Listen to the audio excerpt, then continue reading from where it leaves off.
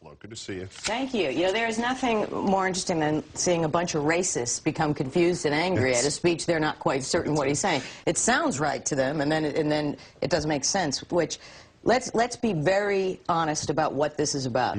It's not about bashing Democrats. It's not about taxes. They have no idea what the Boston Tea Party was about. That's right. They don't know their history at all. This is about hating a black man in the White House. This is racism straight up.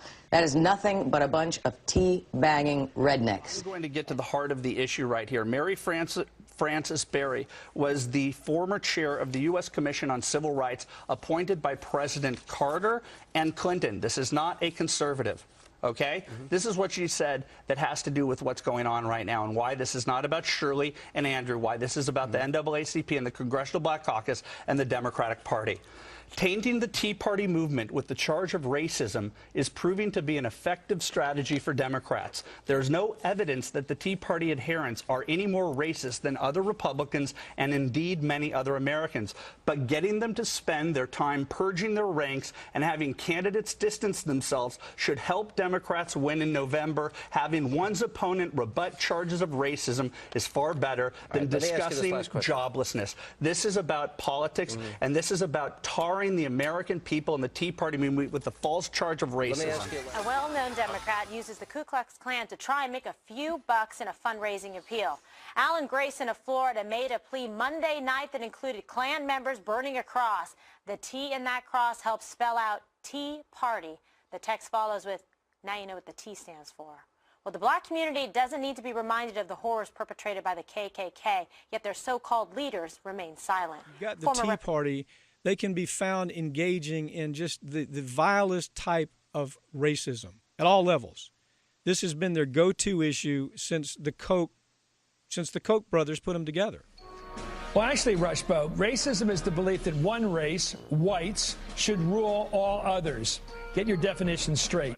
But it's an old con game that goes back centuries, where you have the rich white elites and others who can manipulate and play on poor white folks' racial anxieties to turn them against black folks. And you said something really, really important there about violence and assassination attempts. Now, I know we're going to talk about this, but we have some new data out now that actually suggests that the Tea Party, as I like to call it, is a version of the Typhoid Mary of racism in American politics, where the longer that these folks are with the Tea Party, the more racially resentful they become, the more identified with the white identity movement, which is just a code word for white supremacy. Well, unchain Wall Street. They're going to put you all back in chains. No, I don't think there's a double standard at all. I think it's entirely legitimate to look at the Tea Party. I mean, here are a group of people who are admittedly racist, who are overtly political, who've tried as best they can to harm President Obama in every way they can. I don't think there are correct parallels between the incidents. There's a body of congressional people that want to paralyze the system. I think what sits underneath it, unfortunately, is there's probably some racism involved, which is really awful. For joining us, it seems to me that what a lot of us who work on this show and have watched this program, we've been amazing. We've made a real effort to show the face of the Tea Party. All the placards up there, the sort of Hitler mustaches, the black face, if you will, superimposed on the face of Barack Obama. These obvious racial canards that keep popping up in the sort of the visuals. What does your study tell you about the nature of the racial peer of the Tea Party? Well, thanks for having me, Chris. My study suggests that there is a strain of racism in the Tea Party, going all the way back to when the study began in 2010, that there's definitely a racist strain, but it goes beyond racism. It goes to homophobia and xenophobia as well, Chris. Well, let's talk about how they all fit together. You know, is it sort of a resumption of the old South of the way things were before the Civil War, for example? When you get, is it like that old dreamy nostalgia you get in the old movies? You know what I mean? Going with the wind. Is it that kind of America they want to bring back, or what? When they don't, where there were no gays, where blacks were slaves, where the Mexicans were in Mexico. I mean, is this what they want?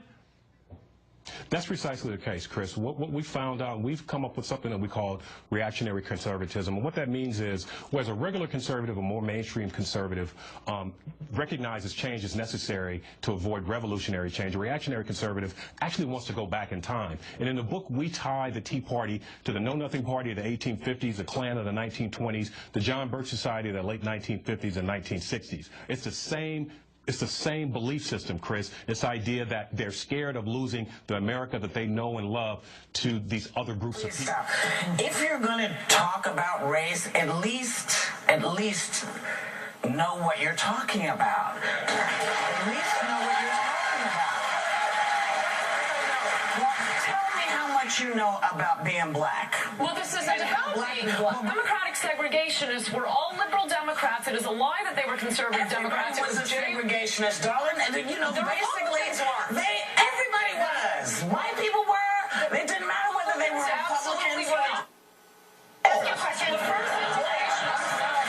Why do they get the idea, if it isn't ethnic, and I'll just leave the possibility that it's not, why do they just assume evil on the part of Obama? I mean, he's raised his whole life has been crystal clear and clean as a whistle and transparent. We know his whole life through all the great, excellent education he's had, the good work, the pro bono work he's done throughout his life. He's never been a money grubber. He's never done anything wrong in his life, legally, ethically, whatever. His family is picture perfect. The way he's raised those daughters, everything is clean as a whistle. And yet they just referred him as evil. They just referred him as the lie. I just got to believe it's ethnic with these people. They just got a problem with this guy being president. Well, is there any other evidence to justify why they keep calling him a bad man? And that's what they do. Has Obama helped the process of eradicating racism, or has it in a strange way made it worse? Made it worse. Made it worse. Look. The Tea Partiers who are controlling the Republican Party stated, and what's this guy's name? Mitch McConnell. Is that his name, O'Connell? Yeah, Mitch McConnell, yeah. Mitch McConnell. Their stated policy, publicly stated, is to do whatever it takes to see to it that Obama only serves one term. What is that? What underlines that?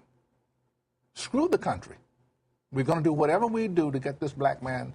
We're going to do whatever we can to get this black man out of here. But is that necessarily a racist thing? It is a racist thing. Is it not just Republicans? Wouldn't they say that about any Democrat? No, because they would have gotten rid of Bill. I don't feel no ways tired. I come too far from where I started from. Nobody told me that the road would be easy.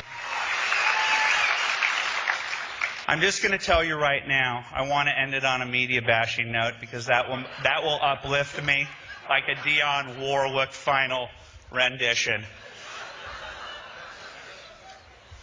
We're watching you to play the race card, MSNBC.